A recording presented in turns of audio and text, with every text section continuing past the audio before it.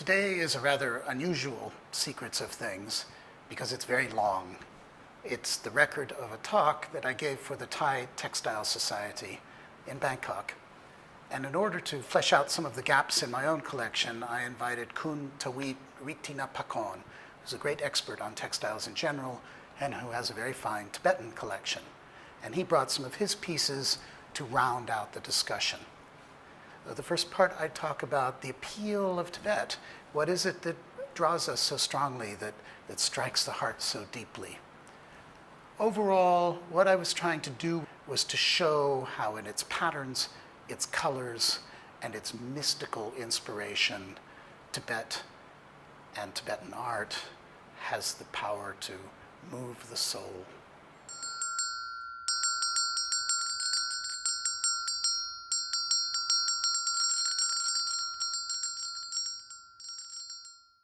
There are a few things that make Tibet really unique, I think, in the annals of world culture. And one has to do with religion, because Tibet got from India the original esoteric, mystical Indian Buddhism, which went on into China and all the way into Korea, Mongolia, and over to Japan. And so it exists still across Asia. But Tibet got the richest, deepest version of that.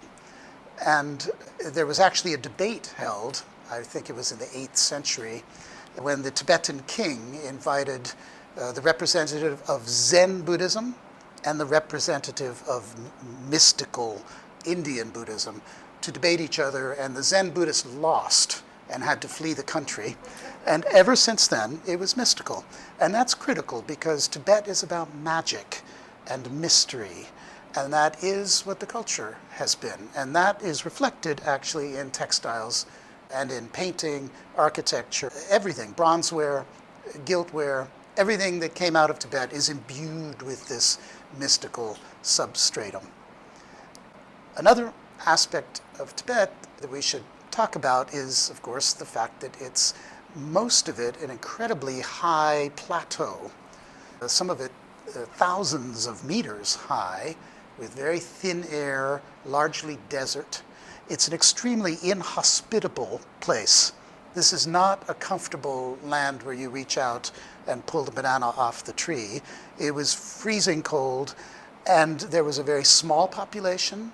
And so one of the miracles of world cultural history is that this tiny population of nomads living on this freezing plain created this enormous culture, which is so rich in physical cultures such as textiles, temples, architecture, and the rest, but also in poetry, philosophy, all kinds of literature. The Tibetans were among the world's most creative peoples. And this is something that isn't much talked about. Somehow we take for granted, oh yes, there's Tibetan culture. Well, very few populations of this very small size have produced something on this gigantic scale. And then the third aspect about Tibet that plays an important role is that they were largely nomads. And that nomadic culture, where people went from village to village and tent to tent and hut to hut with their sheep or their yaks, goes all the way from Mongolia into Xinjiang and down into Tibet. And when you look at a map today and you see what looks like Tibet, it's actually just a fraction of the original Tibet, which is roughly double that size, and goes all the way into Sichuan, Yunnan, and so on. When we are talking about Tibetan textiles, there are actually quite a range of different types of textiles. I want to start with the nomadic weaves. The Tibetan women, because they were moving around on horses or yaks, they had tiny little looms that they carried on their backs that were just this wide. And so they would weave out of sheep wool or yak wool, they would weave these very narrow strips of fabric and then join them together. And this is a very typical Tibetan woman's wear. It's called a pangden, and it's the apron that they wore. And it's still worn, actually, in varieties of it are still worn in Tibet. And you'll notice that it's 3 strips of material. and you get these fantastic colors. And there were many different variations on this. This is another one where the strips are a little bit finer. And this one here, which is wool, quite possibly, I think, a yak wool, this one. So it's a thicker weave. And now we have 4 strips instead of just 3. So the Tibetan aprons are an important part of the culture. By the way, if you go to Tibet today, this is what you'll see. The new ones, made with very bright modern dyes. But of course, the old ones are the ones with these fantastic colors. We're now into the realm of something that I think is one of the most important aspects of Tibetan culture in general, physical culture, and it's got to do with color. If you think of Tibetan tankas, Tibetan robes, the brilliance of the colors and the incredible contrasts of the oranges, pinks, reds, blues, this is the distinctive trait, really, of Tibet. And I think there's a reason for that. So before we get into many of the other colored pieces, I'd want to read you something. When I was still in college, I wrote an essay about Tibet because I actually in college studied Tibetan with Michael Eris, who was Suchi's husband. That essay won a prize and eventually got published. So this is my first published work, 1977. And I wanted to read you something because it talks about where this sense of color comes from. Tibet is a land where, due to the altitude, contrasts are fierce and the laws of nature seem deranged. The air is so thin that temperatures between sun and shade sunburns and frostbite simultaneously. The body is slightly lighter, the lungs gulp more air, the traveler's mind may find itself near a state of trance. The sky and earth seem reversed, for the sky turns deep, dark, and vibrant, while the earth glistens brightly yellow, red, and white. At night, the mountains glower in silhouette, while the moon refracts sheaves of beams through glittering frost mists. The annals of Tibet are rich with unearthly visions of color. Lama Anagarika Govinda's account of Pagong Lake, 1936, is, according to other reports, by no means exaggerated.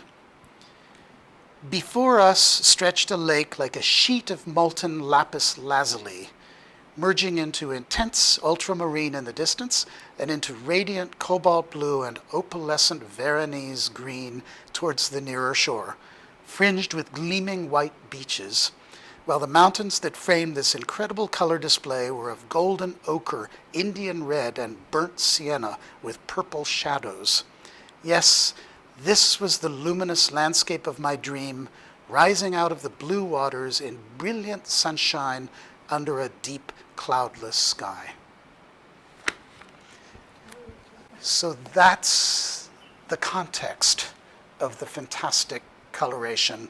The next step in the apron weaving was to make huge, expansive materials, such as this. This was what they call a kira, which is used as a single piece that the women wrapped around them as a robe, and then wore an upper garment that they could use on the top of it.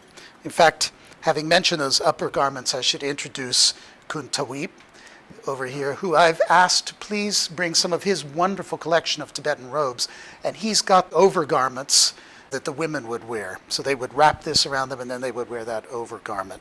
This one is done with more modern dyes, although it's still a good 50 years old or so, but very beautiful, kind of stunning, classic Tibetan color combination. Here's another kira, which is, it's actually called a hotra from Bhutan, and it has a very distinctive cross pattern. The strips are woven, but these are stenciled, stamped onto it. And you don't see this so much in Bhutan nowadays, where they've gone kind of more official with the kind of government-approved Bhutanese costume. If you were somewhere in the middle of the steppes, you wore something like this. And it's made of very thick yak wool. And this is the full, what they call a chupa. Chupa is the classic Tibetan robe. And you can see that it's all hand-woven, hand-dyed. A little bit hard to hold them. Maybe I should put it on. I'll put it on. Probably the first time it's been worn in 100 years. There. And it ties under here. And the chupa, the beautiful silk chupa that we're familiar with, are pretty much the same cut, except that they're, of course, made of silk. One of the ironies of this field is that silk chupa you can find here and there. These, nobody collected them, but this is what people wore. This is what probably the majority of people wore. It's a very beautiful color, isn't it? This deep, kind of purplish, burgundy red color. Now we're looking into really antique Bhutanese, the so-called hotra. Yes, and this has of course, the stenciled crosses on it. And I've never read anywhere where that stenciled cross tradition comes from. Maybe an ethnologist could tell us, but it's very distinctive. When you see this, you know it's Bhutan, partly because it was so remote, and it was this very dry, frozen plateau. Textiles survived. And so precious textiles that were lost in China went on for hundreds, even 1,000 years in those temples in Tibet. And so what happened was, and this actually makes Tibet a little bit like Thailand in the sense that Thai culture and art is a pastiche, right? They took a little from Java and a little from Cambodia, something from Burma and China, and they put it together, and then it becomes Thai.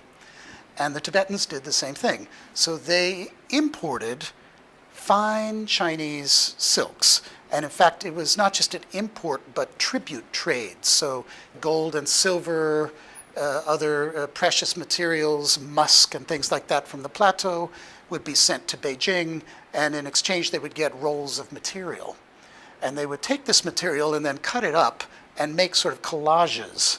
And so Tibetan things very often are these kind of cut and paste bits and pieces of Chinese textile, and some of those textiles can be extremely old. So I thought before we get into these chupa, I would introduce the kind of thing that survived in Tibet in that climate. And you can see that what they've done is they've cut up some pieces of material to make a kind of banner. And this might have hung around an altar, or maybe even sometimes above the Buddha like this. There are all kinds of ways in which these were used, but what you see here is a strip of Chinese material, another strip of Chinese, another strip of Chinese, another strip of Chinese, and then this, which is Indian dyed silk, and they've put it all together and made this little bit of altar decoration. The material itself you would never find in China, long gone. This is older, and this would, I think, have been a canopy above, so you'll have the Buddha, and then above it a big square piece of material that you would look up at. This has been sewn. You can see how it's been sewn together with a kind of with lining. Some of the lining is newer, but this is very beautiful Chinese weave. One of the things that happened is that Chinese court robes, such as we're familiar with, Qing Dynasty, dragon robes and so on, the cut is exactly like this, but they were woven actually for that cut. And what they got in Tibet was something like this. So here's the material, and can you see here what's happened? That's where the robe would have been cut. So that robe went to here. If this were made into a dragon robe in China, that would be the edge of it. But it's still on its original material before it's been cut. The Tibetans have started chopping it up and using it for things. So this is this is pieces that are left over from the cutting and the chopping. And you can see, if you look at the sides, do you see how the weave of the material just sort of stops against the brown ground? Where in China it would have been cut to be made into a dragon robe. In the tribute, they just received the bolt of material as it came from the weavers, and then they cut it up and used it as they wished. And so this is in the process of cutting, but the material is early Chinese, classic dragon robe. You can even see the dragon up here. Yeah. So now we get into the chupa, beautiful silk ones that nobles or the wealthy people used to wear. And Thweep, this is where I think you come in. Maybe could you bring some of the first, maybe you're one that was lined with fur to start with? The chupas of common people, the original ones, were either that very rough homespun sort of yak wool, or they were made of sheepskin. The whole thing would have been sheepskin, or they were lined with fur. Now, this is not for common people. Thweep, could you say a few words about it, maybe? I think this piece, as Alex mentioned before, they must have lined it with the whole fur inside for winter. I think they probably stripped off the fur for something else, and what I left here is just the trimming, probably the fox fur. Mm-hmm. Yeah. One thing I don't have to show you, but luckily Kun Thweep does have, are the beautiful upper garments of Tibetan women. The cut is very simple, and I think that's what I like about it. And you said that they would wear something like this, like a tube. Wrapped up underneath it, and then wear this over it. That apron would come over the lower part. This is for winter with the padding. This is wonderful because it's padded. And it's also got that bronze, that beautiful bronze silk. And I like because, as Alex said, they incorporate so many materials in here. Like, it's predominantly Chinese silk, but you get a little trimming, which is probably Indian kind of brocade, metallic brocade as a trimming. And this cotton underneath would come from India too. Yes. Yeah. And also, look at this. These are all the... That's Indian, yeah. The lining is very often Indian cotton, as Thweep has just shown us, the lining here. And I want to show you this one. This is it's probably the boy. I found this one in Ladakh. Ah, yeah, because it's a male cut, right? But it's tiny. So it must have been a little boy's chupa. That's really unusual. And there's our Indian print. Yeah. Okay, wear it both sides. It's not considered reversible, but I think wealthy families would be proud of the part that's underneath. Japanese kimonos are like that. You have these howdy Japanese jackets that are just a very severe black, and you open them up and there's this gorgeous painting inside, but you never would have seen it. So only the owner knew it was there. Thank you. So is the lining always cotton or sometimes it's silk depending on the... The lining traditionally was actually fur, but then became cotton, and then some often nowadays, or later versions, you'll see silk. Right. I think this is my most favorite piece. But look at the size. It's so huge. And I think they wear it very loose, right? And Also, in the case of the men, they pulled it up so that very often it hardly came below the knee. If you were moving somewhere, walking, talking in a normal kind of situation, they wore it to about here. And the Bhutanese one, therefore, to this day, is basically kind of knee length, right? And they were wearing boots. They were wearing boots, which were Mongolian-style boots. These are new ones that I bought in Yunnan about maybe 10 years ago, made of modern Chinese materials. And this is what you'll see if you go to Tibet now. Notice that the fold of it is much closer to Chinese clothing. So the kind of the original Mongolian inspiration has begun to slip a bit. This one has a pocket. The old ones also? No, they didn't have pockets. So this is modern. Okay. So everything I'm showing you here is brand new. Well, 10 years ago, but newly made in China. And you can see that it's looking a little more Chinese, actually. with the way that the material folds over, pockets, even where, see, it goes down the middle like this, which would never have happened in the old days. The point is, though, that it is still being made and people still do wear these. We have 3 chupas here. This one that I've laid out, which is very early material. Notice the very large weave. That's one of the giveaways that's rather early.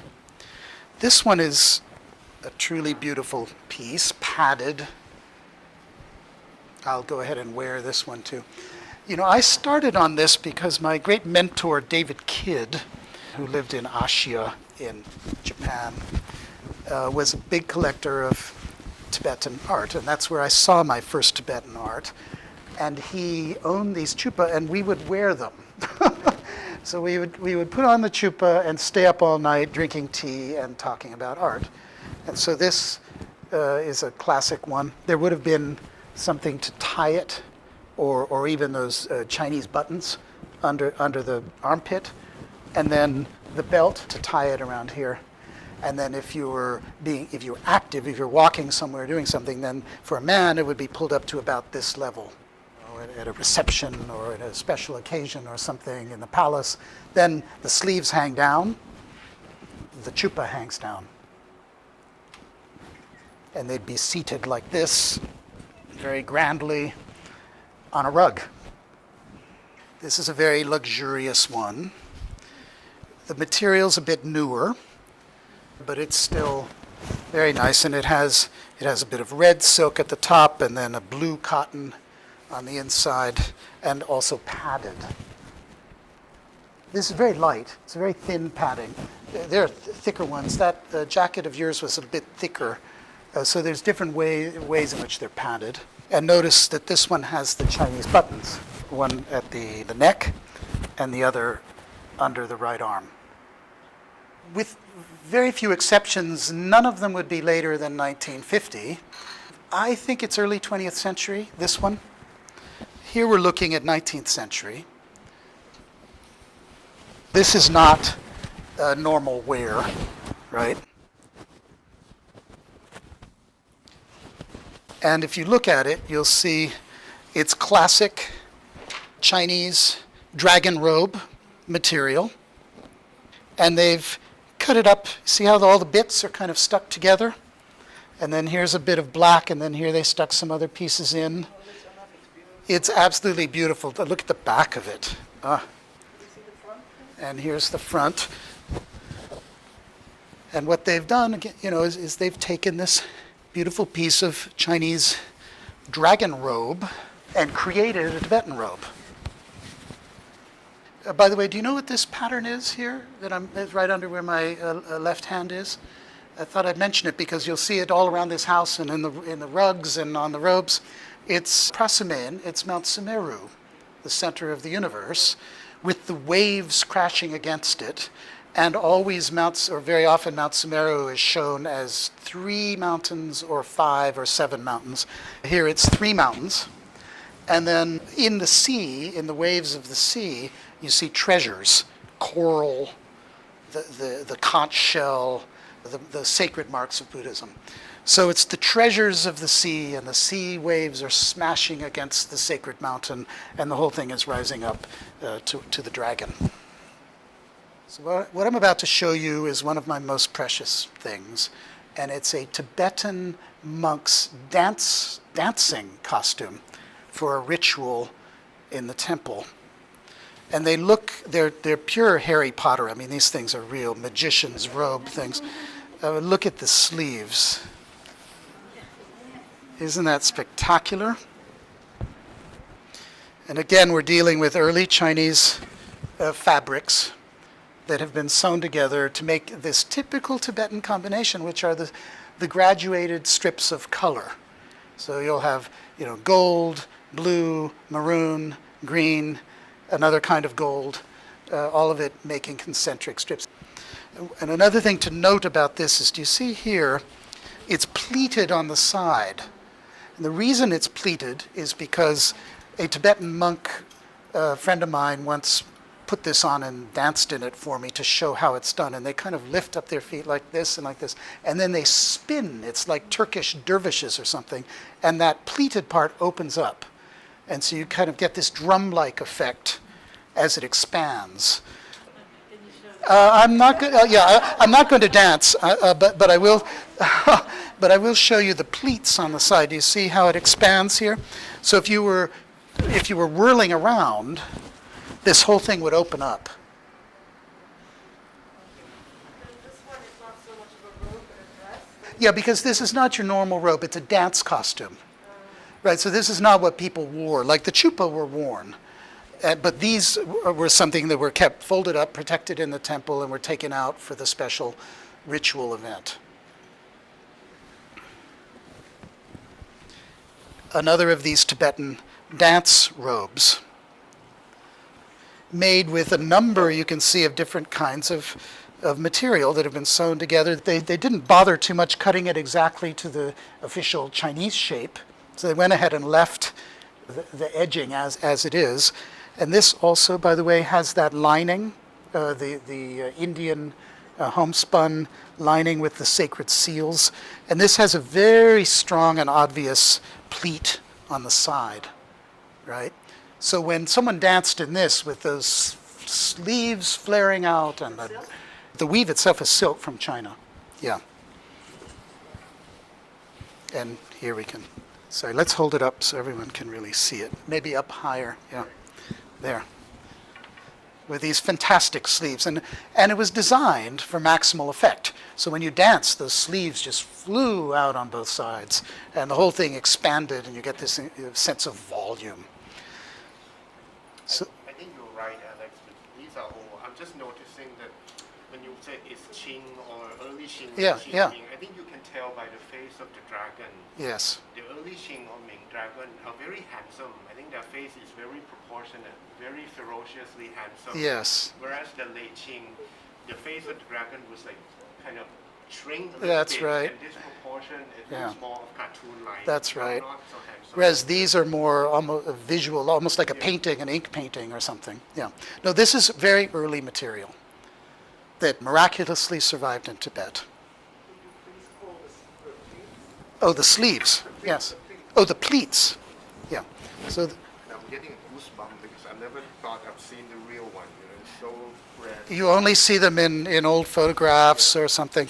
So here's the pleating, right? In fact, again, if we look at the pleat, notice, see, this was the bolt of Chinese material, and that's the line where the Chinese robe would have been sewn, but they didn't bother with that. They just sewed it into the pleats. And they would wear masks. And yes, and they were masked. And in fact, by the way, these are Bhutanese masks, and there's another one down there, the horned one. Masks rather similar to this, but actually a bit larger, were worn in Tibet. So you have the monk, and he's wearing this amazing robe with all of its magic power, and the mask not only of an animal, but of a divinity. It might be a bodhisattva, it might be an angry protecting god. There are many forms of these masks. So that's Tibet at its most mysterious and colorful and rich. You get to start to feel the incredible richness of this culture because it's not just pretty, there's a philosophy behind this. I actually laid out some carpets to show you if you do want to look at some carpets as well, because they're of course closely related. Well, this is a classic Tibetan carpet. We're looking at one. It's got the Mount Sumeru down there with waves crashing against it. If you look at this, see how the dragon is cut off on the side? And there's the tail goes on their side. It's because these were what they called pillar rugs. They were wrapped around a pillar, and it's like a barber's pole. It joins. This is the oldest that I've got. Yeah. Which way should it go? Is it upside down or? Other way. Other way. The thing is, they're made to be seen from any, so either way, it's upside down however you hold it. And you're getting a workout in the process. Yes, and these are heavy. Okay, this piece has been greatly damaged, but nevertheless, I thought you might be interested. This is the classic tiger pattern, right? Unusual. Yeah, it's a saddle rug, but really unusual because it's silk. Almost all of these saddle rugs are wool. I think this is probably Ningxia or maybe Inner Mongolia. Yeah, so exactly, Ningxia, Inner Mongolia, it's got a beautiful kind of sheen to it. So this is a very luxurious saddle rug. They typically did not make silk rugs in Tibet. So as Thweep was pointing out, those probably came from Western China, from an area called Ningxia. And many of the rugs of Beijing, the Chinese great rugs, were woven in Ningxia, actually. And they also went to Tibet. And this is also a Ningxia rug, I believe, and very Chinese. So this is, you could find something like this in China itself, and I think it was just imported as is. What would they use such a small piece for? Well, on the floor or on chair, because of course Tibet and China had chairs and tables. And if you go to Beijing, to the Forbidden City, you'll see that on top of the kongs, you know, if in the next room over there, there's a kind of a big sofa-like thing, which is called a kong. And on top of the kong, they put rugs. And so a rug like this would be on top of a kong, on top of a chair, or on the floor. So these are where monks sat, which might not be entirely on the floor. If you go into Tibetan temples, sometimes it's all a floor, but sometimes they're raised sort of platforms where the monks would meditate. And around them would be the columns, and around the columns would be the rugs. So there are rugs everywhere. It's so cold, so that's why they have to find something that is a little Yes. to that touching and everything. And I love this one. It's very schematic, but it's a kind of double rug for where monks would sit. And you can see that halfway through the weave, they had to use a different color. They get all the inspiration of the pattern from all the shiny silk that you see. Yes. And a lot of them just, they can't afford the silk, but they went to the temple, they look at those different samples, and in their imagination, they stylize, and because this is very crafty, very... Yes. crafty. And in fact, I'm really happy you brought that up, because one of the other things that to me is the appeal of Tibet is it's a kind of a primitiveness. These are simple patterns, large patterns. It's not Persian rugs, right? And actually, I like these personally better than Persian rugs. And I think it's because that incredible sense of detail and fineness is wonderful. It's a fantastic achievement as art. But this simplicity appeals in a way that you could almost say that's why Japanese ceramics, which are just, you know, an unglazed piece of clay, might be sometimes stronger than a fabulous Chinese piece with all the 15 kinds of different colors and complications. Yeah. Look at the backs. It's so stylized that they almost look like a mouse. Yes. Yeah. These Chinese bats. Yes. Yeah, because bats from China meant good luck, but of course in Tibet it didn't mean anything, so it was just a pattern. And so then they played with it, and it became something almost unrecognizable. Right? The dragons chasing the flaming jewel. So here we're looking again at these bright, it's the Tibetan color combinations, and especially I like this one because of the black ground, which makes the whole thing stand out even more. So how old would this be? I don't know, 1920s, something like that. Chemical dye. Yeah. Slightly larger size. Yes. Compared to the Yeah. older version. Older ones are smaller. Yeah. So the wool would also come from China? No, the wool, see, they had wool because they were sheep herders and they had yaks. So there was plenty of wool in Tibet. So the wool was Tibetan. They wove it in Tibet and designed it in Tibet. It's just, and they dyed it there too. But by this point, they had access to, you know, German dyes or whatever. They would have been imported from India. So British and Western modern dyes were imported via India into Tibet. So if you see bright colors like this, it's definitely 20th century? Yes, yeah. When you're seeing something like that, it's a bit older. These are, or even this one. Yeah, here you're looking at very old. Yeah. These are sort of household use or something like that. And you see rugs like this with these borders and Chinese fretwork style edgings, which you'll also see this type if you go to Tibet. And they make more modern versions of it today. In Tibetan household, it's kind of ubiquitous item. This They call it style, Tibetan. this style, yeah. I think collector would call it 3 by 5 because Uh-huh. typically it comes with the width of 3 feet Uh-huh. and the length of 5 feet. But overall, it gradually becomes larger. Yes. Thank you. Thank you. Thank you. Thank you so much. If you like what you've seen, please press like and please subscribe to Secrets of Things.